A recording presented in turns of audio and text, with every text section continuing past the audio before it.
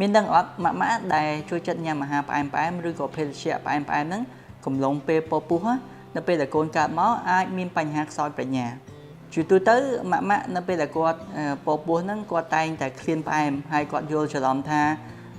ការឃ្លានផ្អែមរបស់គាត់ហ្នឹងជាការបណ្ដាលមកពីកូនហ្នឹងចង់ឲ្យគាត់ញ៉ាំផ្អែមប៉ុន្តែមិនមែនទេជាទូទៅវាតាក់ទងជាមួយនឹងអរម៉ូនរបស់គាត់នៅក្នុងខ្លួននៅពេលដែលគាត់ពពុះតែប៉ុណ្ណោះក្នុងការសិក្សាថ្មីនេះគេបានសិក្សាស្រាវជ្រាវឃើញថានៅពេលដែលម៉ាក់ចូលចិត្តញ៉ាំផ្អែមឬក៏ញ៉ាំអាហារដែលមានជាតិស្ករខ្ពស់កំឡុងពេលដែលគាត់ពពុះហ្នឹងនៅពេលដែលកូនកើតមកវាធ្វើឲ្យកូនរបស់គាត់នឹងមានការខ្សោយបញ្ញាឬក៏ការលូតលាស់ខួរក្បាលនឹងមានការថយចុះការចងចាំថយចុះឬក៏ការរៀនសូត្រឬក៏ការអភិវឌ្ឍខួរក្បាលនឹងមានការថយចុះយ៉ាងណាវិញជំនួសឲ្យការដែលយើងចូលចិត្តញ៉ាំពពុះអាហារដែលមានជាតិស្ករខ្ពស់ឬក៏ភេសជ្ជៈផ្អែមហ្នឹង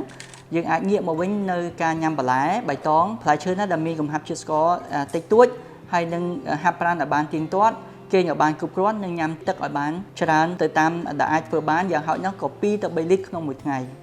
ជួបជាមួយខ្ញុំបាទវិជ្ជបណ្ឌិតច័ន្ទស៊ីណេតនៅវីដេអូបន្ទាប់បើសិនបើប្រិយមិត្តមានចម្ងល់ឬក៏មានសំណួរអាចតម្លាក់ខមមិនខាងក្រោមនេះបាន